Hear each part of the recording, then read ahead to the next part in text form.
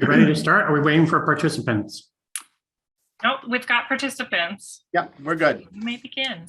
I will begin. So thank you very much. My name is Ben Hogben. I'm Access Services Manager of the Ithaca College Library. And my lightning talk is Animal Assisted Activities in the Library. Let's pause for a moment. So why this topic?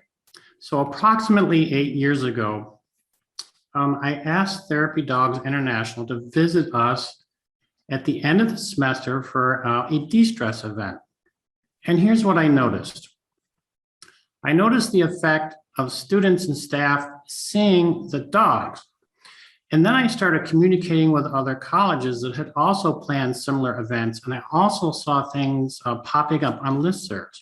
So it appeared that having animals visit a campus was a common occurrence. And after that, I started to do a little bit of research. And here's what I noticed. Animals relieve stress. So there's a significant amount of research on the fact that animals relieve stress and promote the well-being of not only students, but also staff. And for students who might be homesick, seeing a dog can give them a connection to home and remind them of their own pets. And then that gives them a chance to talk about their pets.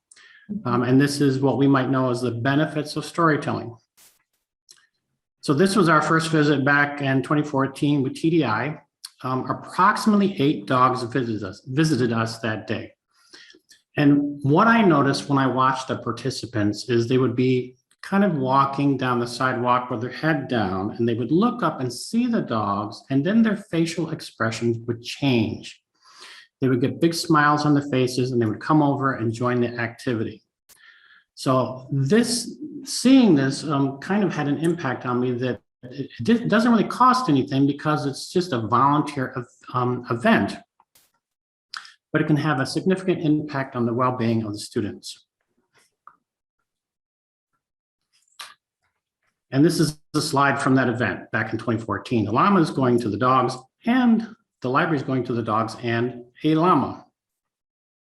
So then after that event, we then connected with Cornell Companions, who you see here. And here are some of the visitors.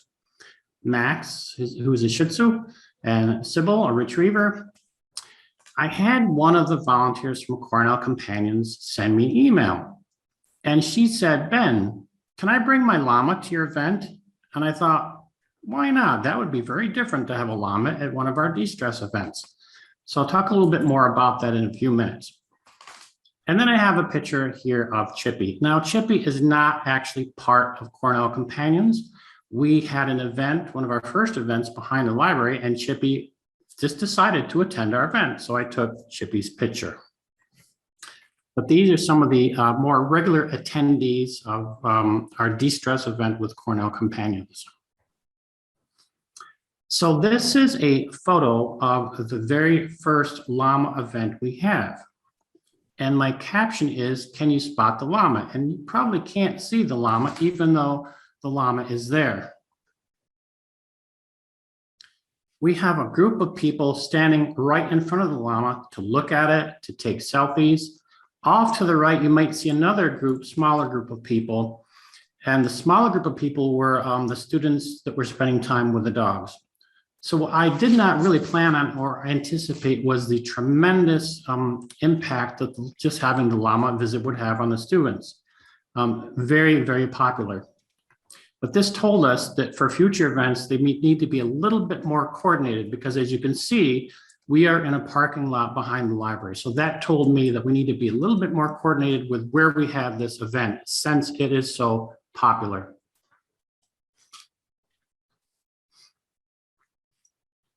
So with this event, we partnered with other departments on campus. For instance, facilities, they provided a shelter for us because even as I'm speaking right now, it's raining. It was sunny early this morning, but now it's raining.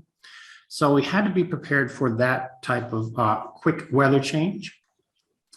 The LGBTQ Center. So the director of that center sent me a llama Valentine one year. And I thought, well, that's funny, a llama Valentine. But then I thought, wait a minute.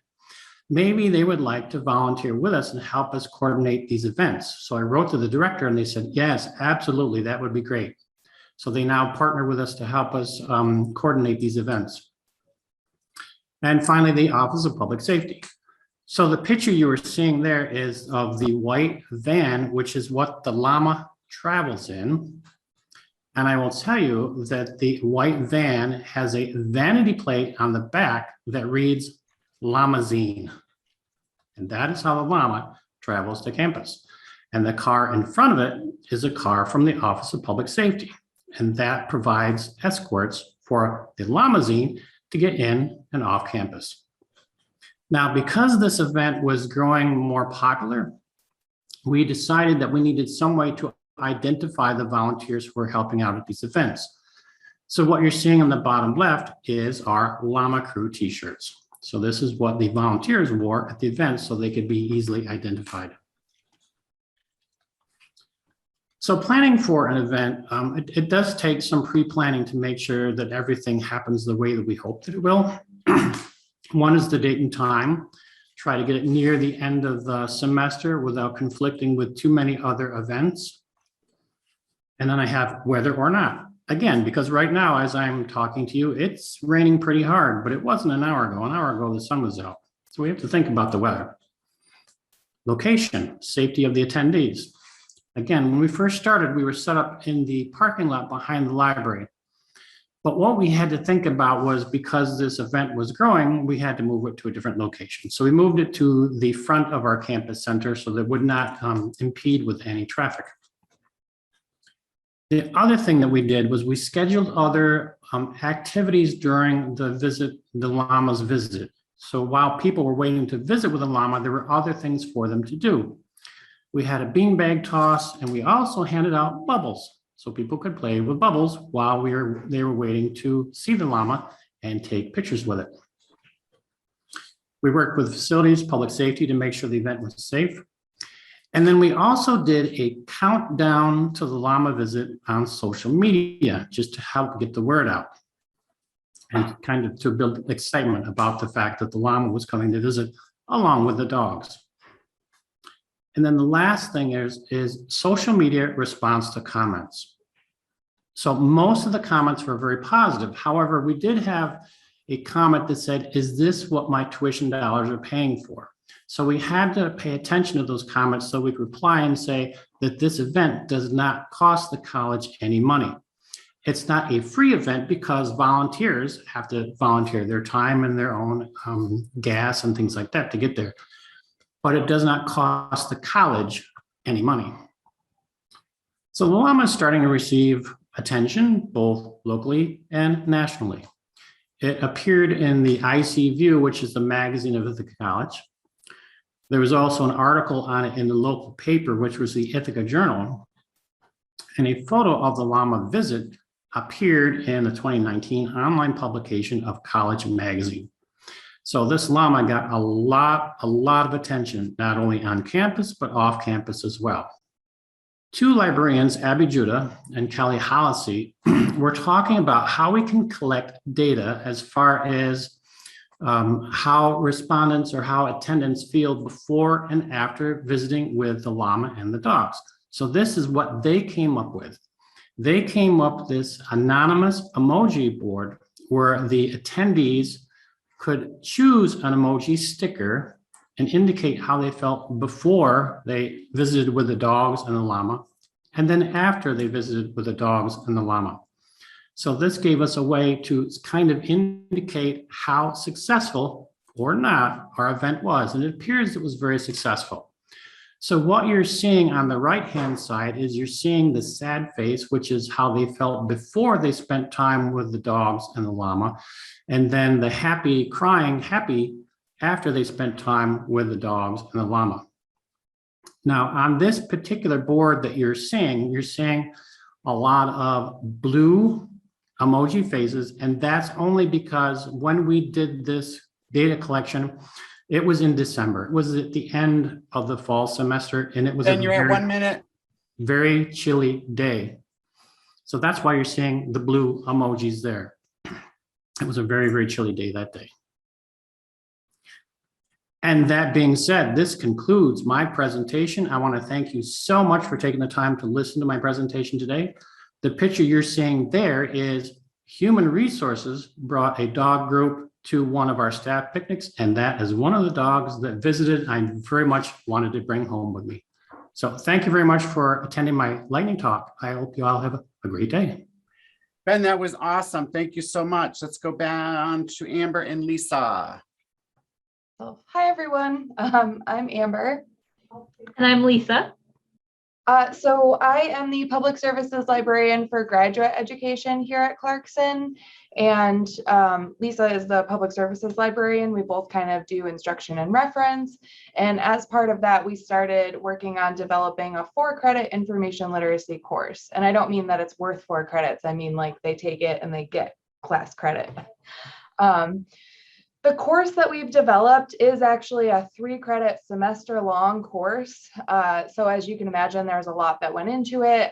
So we won't be able to get into everything in this lightning talk, but we're of course available for any questions. Our emails are on the last slide, and we can, meet with you if you want to discuss it. So the course that we offer is called Lib 201. So we had to create a new course short code, or the code for the course, and it's called Digital Citizenship and Information as Power. We teach 2 sections. So Lisa's section is called Fake News.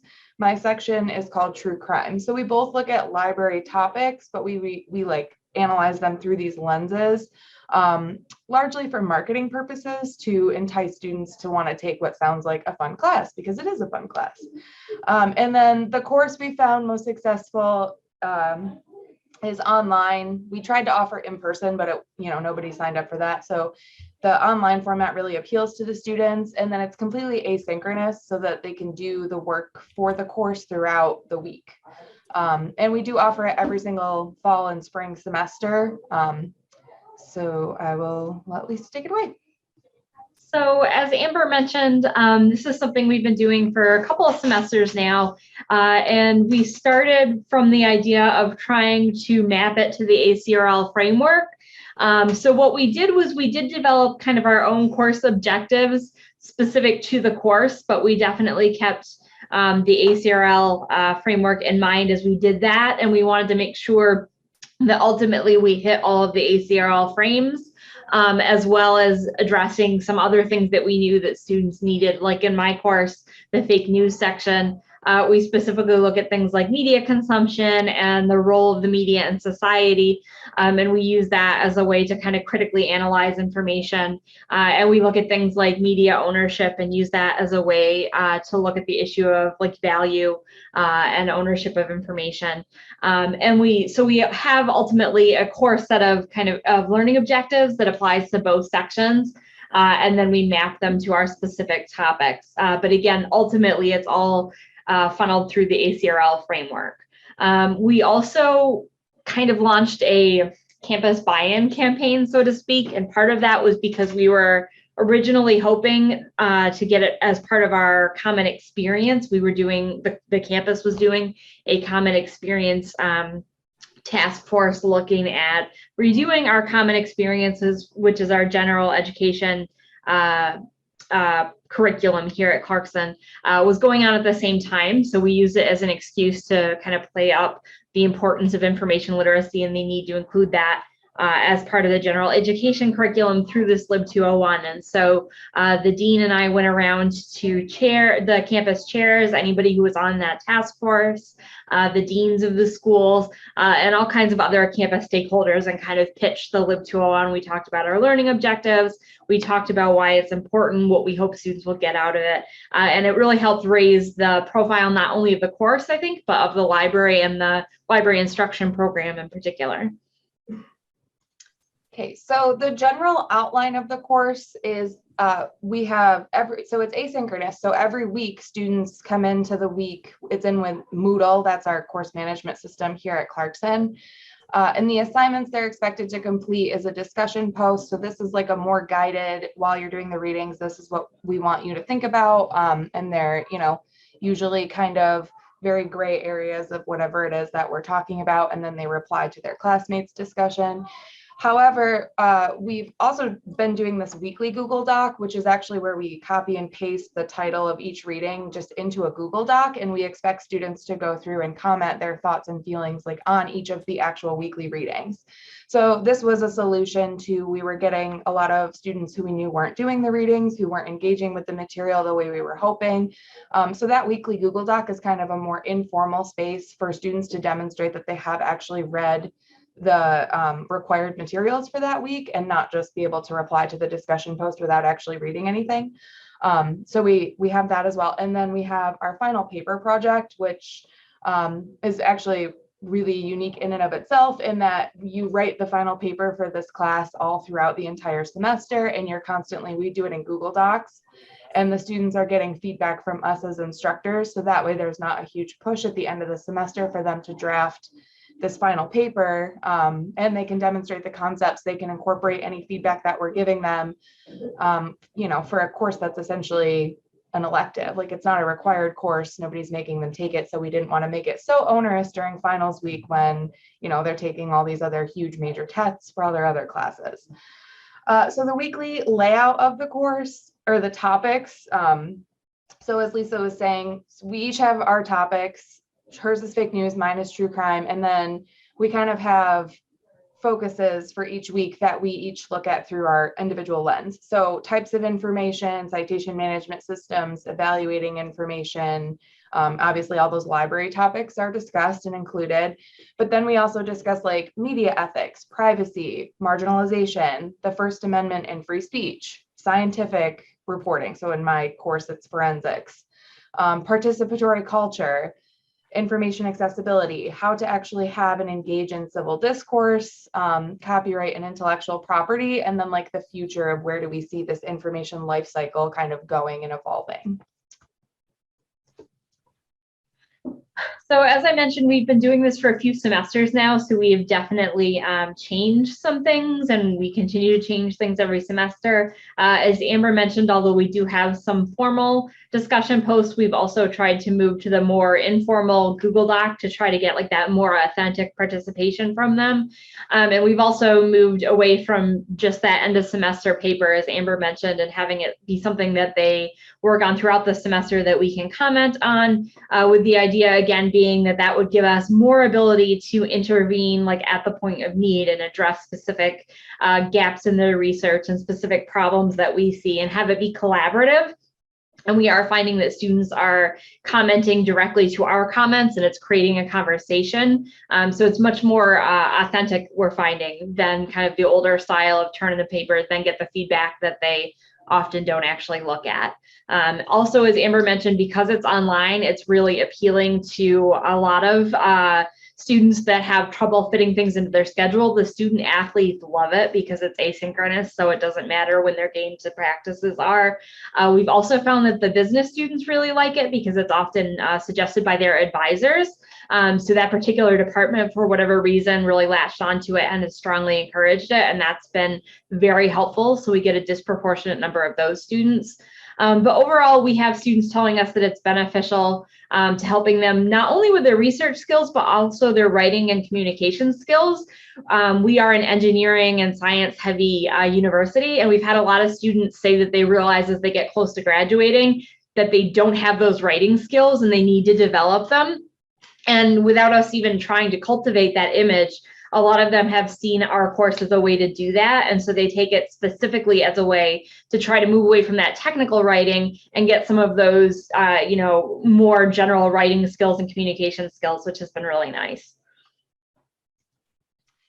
So the future directions that we see, we would like to get some form of it required in the curriculum. We're also working on a digital badge project. There's conversation about how integrated the library can be with first year seminar. There's a bunch of other discussions happening, but we would like the Lib 201 course to have some sort of embedded place in the curriculum. 1 minute. That be for a specific program or an entire department.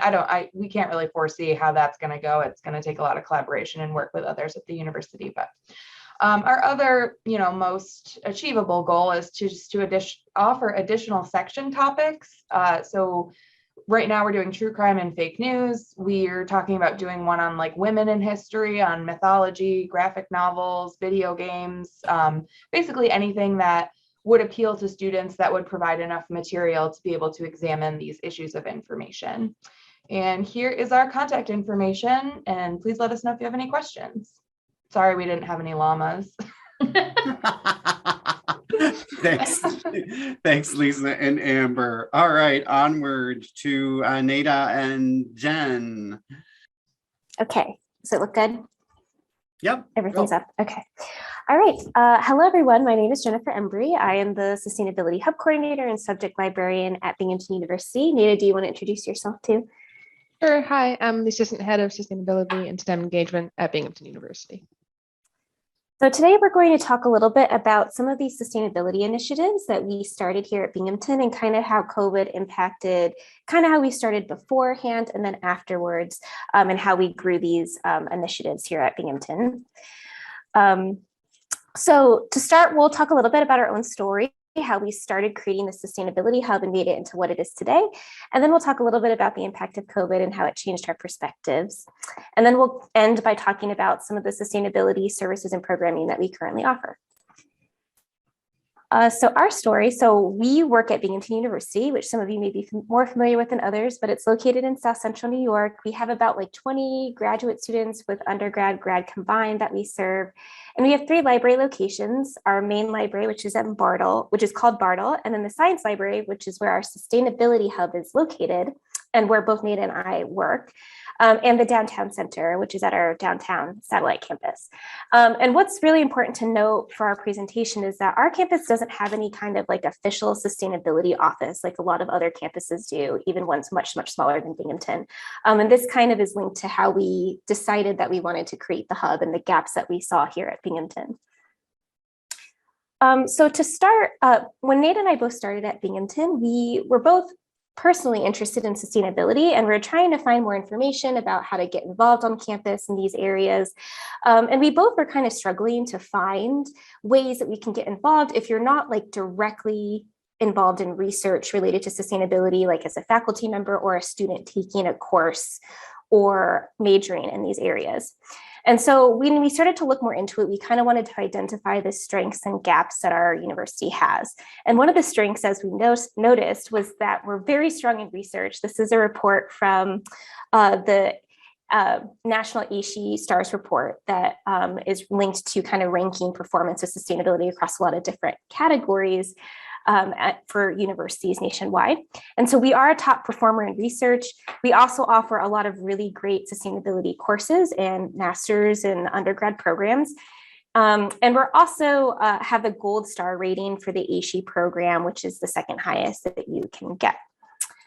But we also noticed some gaps, and these gaps are mostly linked towards like literacy and sustainability culture and just general sustainability engagement on campus, and being able to communicate and find information about sustainability and how to get involved or to find programming and things like that, especially if you aren't directly involved in those programs or that research, as we mentioned before. And so we thought this was a really unique opportunity for the libraries to use like our own inherent strengths to fill this gap. So when we started, we were looking really to kind of just create a sustainability corner in the science library.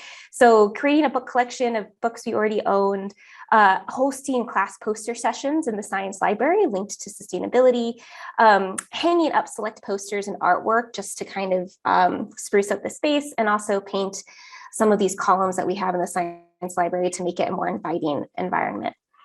We also had a couple of small services that we were looking to offer. So renting out meeting rooms to student groups that were focused on sustainability to kind of bring them into the library more. But as you can see, that was kind of where we started. And it was a very modest goal, but at the moment, or what we eventually grew into to what we have now, is much, much more than that. And you'll hear a little bit more about all those things when Nada tells you about our programming and resources later. So now I'll talk a little bit about how COVID kind of changed what we did and how we approached our efforts. So before COVID, we were really working kind of on small projects independently. We were still touching base a lot of the time with each other, but we were kind of just independently working on sustainability things we were interested in. And we were planning events in person, obviously. And those events often had food and they just took a lot longer to plan. So there were just a lot fewer of them. I think we were planning 2 in-person events for the first time related to sustainability the semester that COVID happened.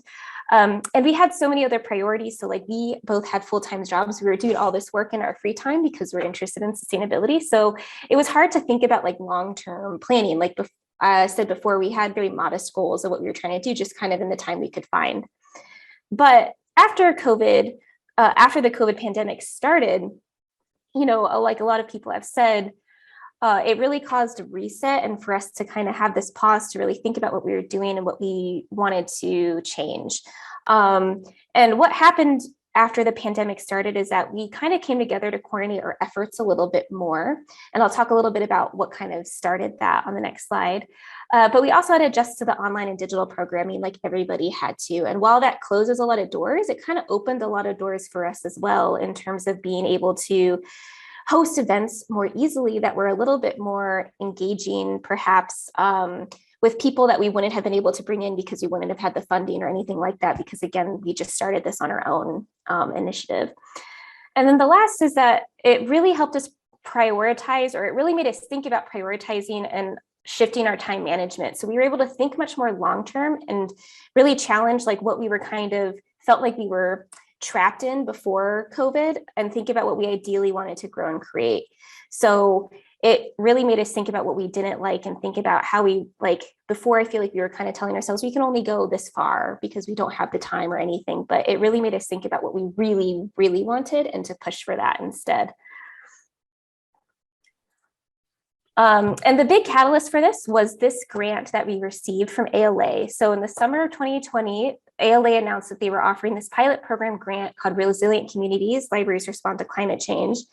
And we applied for this grant. They were offering it nationwide to 5 academic libraries and 20 public libraries.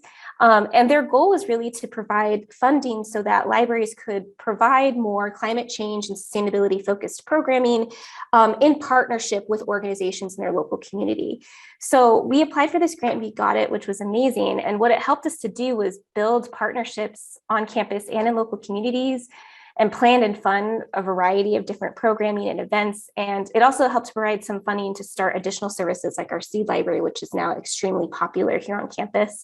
And it also grew our credibility and stakeholder support in our sustainability hub vision. So when we started this again, we did this all on our own initiative with really no like official support, but now we have like a real budget. We have sustainability in our titles. We have this is not official initiative of the libraries and things like that. So this really started us getting to where we are today.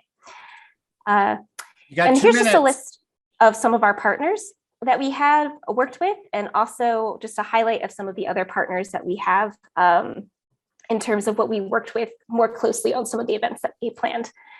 Okay, so now I'm going to hand it over to Nada for sustainability programming and services. All right, I'm going to go through this really, really quickly because I only have a couple minutes left. So this is just, you can see this is the first semester that we had the grant. We did a lot of events. I'm going to share the link in the chat so you can see them because I don't have time to go over them. So the next slide shows the ones that we did in the fall. Fewer, but we still were able to keep active on them.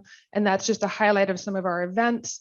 And then next, we'll talk a little bit about the services and the spaces. So I think the highlight of the physical space, at least, is our new seed library. Very, very popular. It's growing. It's constantly being used. And I guess I would say the highlight of our digital space is this new equitable sustainability literacy guide that just launched, and we're going to have a panel on it on Earth Day. I'm very excited. We're both very excited about it, and there'll be more information in the chat. Other areas on the next slide talks about how we dedicated a specific area of our digital repository. We also have areas on the next slide that have information in regards to responding to extreme weather. We're a crew hub, which is part of that ALA grant that Jen mentioned. And on the next slide has some more resources that we have, both physical and digital spaces. The poster displays, we have TerraCycle for recycling hard to recycle things, a newsletter that goes out to our listserv that you can sign up for if you want. And then we provide local information on our website as well as in the physical space. The next slide shows some things that we just started. We expanded our book collection.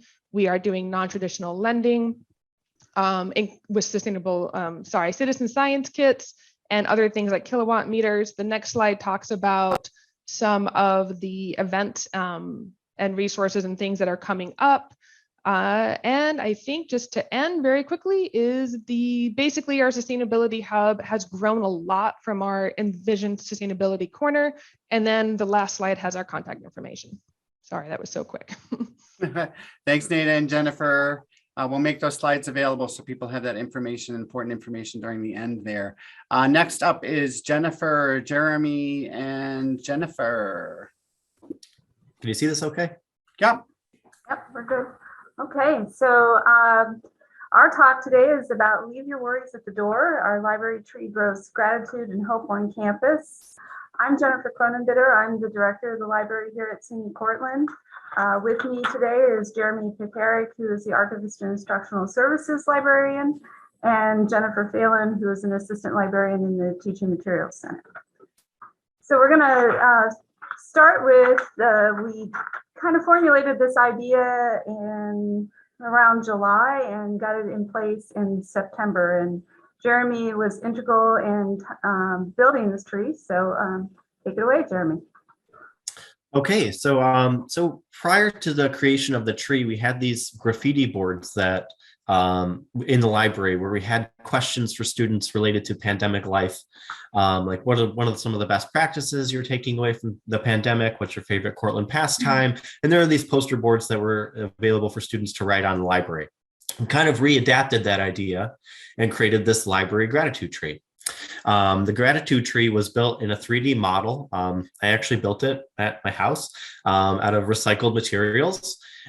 So it's made mostly of cardboard, as you can see from the photograph there. So like that main trunk there, that's just like an actual, like what's one box that I think a set of golf clubs was in at one point. And then the branches are constructed out of dowel rods taped around cardboard that was cut into unique shapes. And then the whole thing is wrapped in packing paper.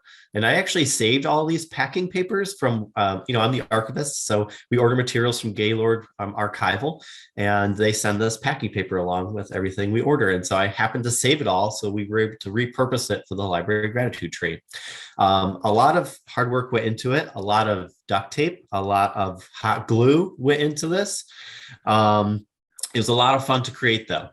Assembling it, so basically I created the trunk first, and then I created all of the branches. I have to give credit to my wife, who actually helped design all this, by the way. And I transported them separately. So the trunk went in the back of my car along with all the branches. And then when I got here to Cortland, I put it all together, which is when this photograph was taken. And that went up early fall of last fall. And it stayed up, and what's currently still up today. You don't have to build a 3D model. We're going to get into this a little bit later. We constructed a 3D model based off the space we were using. You could build a 2D model. It'll be much easier to construct. But this is how we actually created it. So I'm going to turn things over, actually. Great. Oh, and Jeremy, I think you put sand in the box too, right? Because it's like weighted down. So it's not tippy at all. Plus he has a nice base on it. Yeah, I put a little bit of sand down there on the bottom, to kind of like make it heavy at the bottom so it wouldn't like go anywhere. So in our teaching materials center, we have a room called the Inspiration Station that's full of a lot of craft supplies for the students in our education program, and really any students on campus to come use if they need to do a poster or get ready for a lesson plan for their placement. And we happen to have one of these Ellison cutters and a whole bunch of shapes. So we decided that would probably be the best way to make the leaves. And we use construction paper for the fall colors. The Ellison cutter is really easy to use. I don't know if you've used one before, but you put the paper in and the shape on top, pull the handle down, and we can do about 4 pieces of paper at a time. So making the shapes isn't really very time consuming. And in the spring, we did the flowers and some more leaves. And went for that colored copy paper to get like the lighter pastel colors for the spring tree. So that's been kind of fun. And you can see on the demonstration, on the pictures there, how students like to write around the flowers. Sometimes they get really creative with how they leave messages. Okay, so once the tree was constructed, we had to encourage people to put some leaves on it. And so we reached out to our campus publication called The Bulletin, and they came and they did an interview, and we have this is one of our student assistants here actually putting on one of the leaves saying what she was grateful for. Also, we reached out to different campus departments, advisement and transition, the counseling center, because we felt it was really important for, students to come and put something on there that they were grateful for during this pandemic. And also reaching out to the president. So he did include it into his opening messages. So that actually got us a little bit more traction there. But Jen, who does our social media and does some of the library instruction, will talk about a little bit about what she did. Right, so we have a Facebook page and we also have an Instagram for the library. So we took some pictures and posted it up to kind of just advertise it was available and that you could come put something on the tree. So during this time, being able to take a moment and pause and think about something that's positive, like something you're grateful for, something you're hoping for the future, was something we really wanted to draw the students into doing. Do you want to go to the next one, Jeremy? So we really were hoping to get, at the beginning, the tree seems really bare and you want to get more leaves on there. So we were trying to brainstorm ways to help get a few more up, getting the staff to participate. And in the fall, there's a course that I think all freshmen take it, called the Cortland Experience. And we started making piles of leaves to give to the faculty members who are teaching that class. And my husband teaches 2 sections of it, and I sent leaves off with him, and he asked the students to take a picture of themselves putting it on the tree, and we noticed the leaves weren't really coming back. So we started collecting them at the class. And I teach some of these clip classes, which is our composition library instruction program. So I would bring piles of them and have the students fill them out and then tell them to come back and find their leaf on the tree after I put it up. So that helped get, once you get a couple good number of leaves on there, then more people get interested and come to read them and want to put their own on. And Jeremy teaches a Core 101 class, and he actually passed them out during the Wellness Week and used it as part of that project that they were doing. Okay, so in the fall, we had 360 responses or leaves from the campus community. And I wanted to just highlight a few of those, what they actually wrote on that. People were grateful for their own growth and resiliency against all odds. They were grateful for their parents making sacrifices to put them in college. They were also grateful for tacos and mac and cheese, and they were grateful for our librarians and the library itself. So we thought, okay, the tree's there. Let's think about what we need to do for spring. So we changed it up, and we thought, okay, hope springs eternal. So it seemed appropriate for spring, so that people now have hope. And we're looking towards graduation. One of the things and that we first saw on the tree was people were very hopeful that they could have the mask mandate lifted. And as Jen reported to me, it was like maybe 2 weeks after she had saw those leaves there, that the mask mandate was lifted. So maybe we think it might be some kind of magical tree. So put your hope in there, and it'll come true. You got 1 minute. Okay. So Jeremy, we can go to the last slide there. talk about it. So yeah, so we hope to use this tree for other things, and we'll just have to brainstorm about that. But yes, it does have very positive mental health benefits to it. And as we mentioned, and Jeremy said too, we don't need to do two-dimensional. You could do it on the wall. You could actually do it digitally, but we really wanted something physical for the students to come and actually put it onto the tree. So think about what themes might work in your institution, and definitely reach out to us if you want more information on how to make the tree. Okay, thank you. Miss my days there at Cortland. Nice seeing you all. And up next would be Lisa and Christina. Hi, everyone.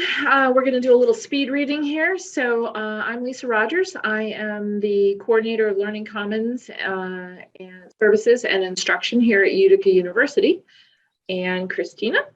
I'm Christina Sponsorud. I was formerly the Access Services Librarian at Utica College, or University now, but have since moved to Lemoyne College, where I am currently.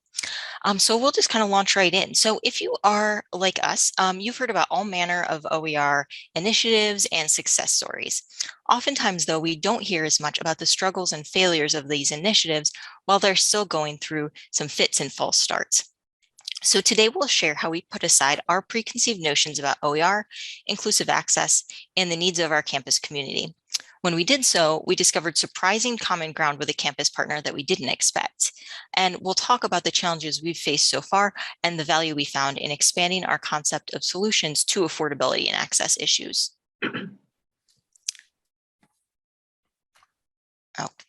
Okay. So like most institutions of higher education, over the last few years, Utica University faced growing concerns about textbook affordability and access. Stakeholders on campus, including the library, were searching for a sustainable solution. The librarians had our eyes on a campus OER initiative, and we'd even identified a few interested faculty. Then, sort of to our dismay, in late 2019, Utica University announced the implementation of Follett's Inclusive Access Program for course materials. Inclusive access programs are, quote, a textbook sales model that adds the cost of either primarily or exclusively digital course content into students' tuition and fees, end quote there. So our program charges undergraduate students a flat fee per credit hour. So to us, this inclusive access program effectively ended the library's bid for any sort of campus-wide OER conversation. So we in the library did have some immediate concerns with the idea of this inclusive access program. And these concerns were definitely echoed by some faculty as well. We were worried about a few things. We were worried about the true affordability of textbooks in this program, even at the so-called discounted program cost. We thought that students' ability to shop around for the best price on textbooks would be undermined. We were also concerned about the seeming lack of academic freedom for faculty in selecting their course materials under the program. We didn't know if all publishers and texts would be available through the program. And then last, we were also worried about the co-opting of openly published materials into the program's proprietary platform. Follett claimed that the program worked equally well with open access and traditionally published materials, which to us sort of sounded like an attempt at open washing the inclusive access program to sound a bit more marketable. So we librarians attempted to do our best to field questions and concerns about the program from faculty, but there was still certainly confusion surrounding the technicalities of the new program, and we really had very little information available to us. And since the library wasn't really included at all in discussions of the implementation of this program, our role was primarily assisting faculty and students in obtaining books through the library that hadn't yet arrived via the inclusive access program. So now the program has carried on for about 2 years at this point, which brings us almost to the present time. There are still a few supportive faculty, administrators, and librarians advocating for OER on campus as an alternative, but we really didn't know how to further the conversation. Then, in an unrelated working group on different types of academic services, there was a new dean who mentioned OERs, and we sort of leapt at that opportunity to talk about it with her. During that conversation, we realized we didn't really grasp the details of the inclusive access program, and we really needed to fully understand it in order to begin addressing our concerns about it. So we met the bookstore manager for an in-depth explanation of the inclusive access program. We approached that conversation, though, with a little bit of hesitation. We weren't sure if our questions about course reserves and OER would be perceived as sort of diametrically opposed to the inclusive access program. But to our absolute delight and surprise, we found that the program manager's approach, the bookstore manager's approach, was very, very collaborative. His focus was much more on textbook affordability and making the inclusive access program sort of sustainable and affordable long-term, then was his focus on increasing textbook sales immediately. He believed that if the bookstore provides good service in general, students and faculty will come to the bookstore with their other needs. So what we anticipated would be simply information gathering conversations with the bookstore became a wonderful partnership as we quickly discovered shared goals through our complementary, not competing resources for students and faculty. We discovered that the library and the bookstore are much more alike than they are different. We face a lot of the same issues, but have unique approaches that we can now use to support one another rather than struggling along independently in our own little silos. The common goals that we identified include provide timely access to textbooks, provide affordable access to textbooks, provide access to textbooks in persistent and usable formats, and increase communication with campus stakeholders. We've included in our chart some of the slight differences in approach and or mindset before and after our conversations began. If you look at goal 1, I mean, as you know, making sure that students have access to course materials at the start of each semester, and that's common at many campuses, and our bookstores, making sure that faculty place requests for bookstore orders and library for reserves prior to the start of the semester. After our conversations, we have been looking at ways we can jointly look at streamlining e-text integration within the LMS course shells, so students have access, more direct access to their materials without having to flip around to different platforms. Looking at goal 2, the library provides as much course material as possible to students via databases and reserves.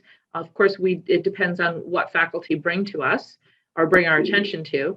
Bookstore works with faculty to find the most affordable format for course materials.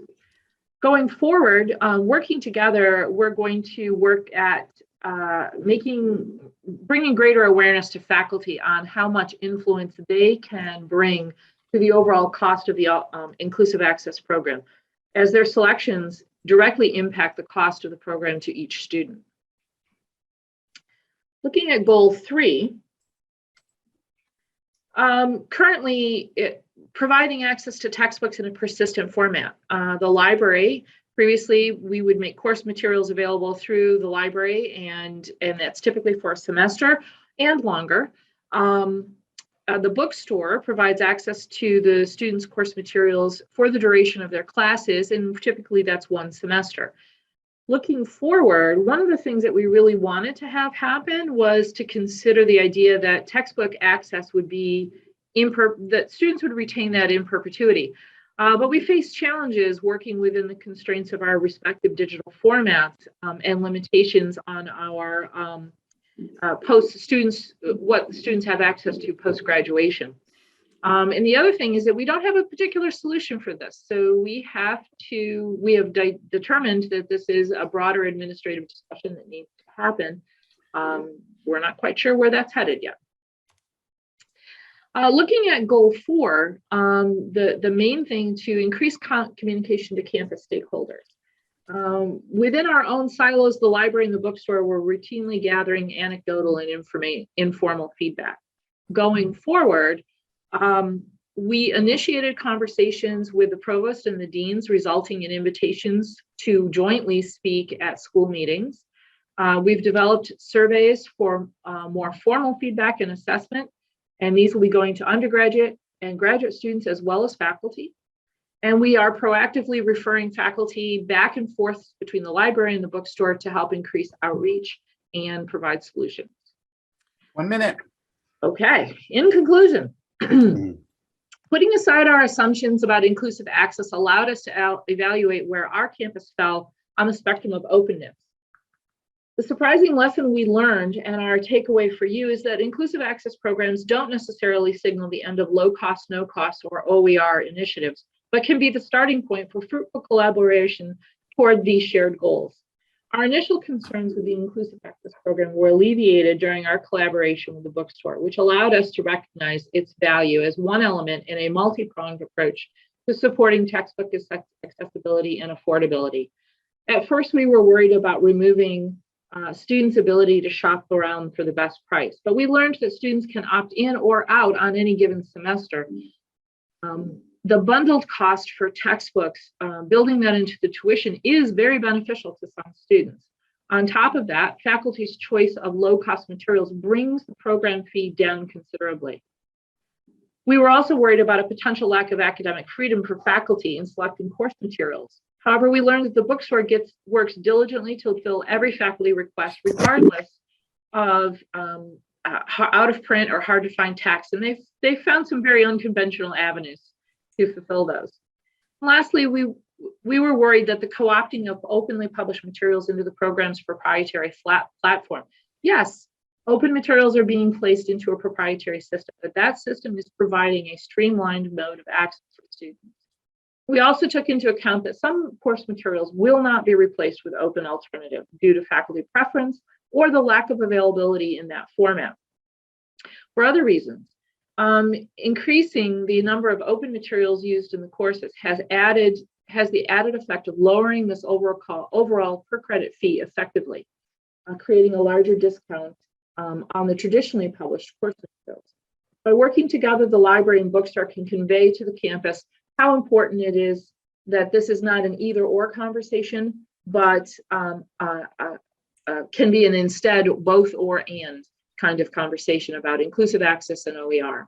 We are still advocating for the principles of lower cost and access, but the context of our conversation is within the inclusive access, because that's where our campus is currently. Putting students at the center of the concerns about affordability and access rather than our concerns about the right or wrong approach to OERs allowed us to set aside our preconceived notions and have a productive collaboration with unexpected partners.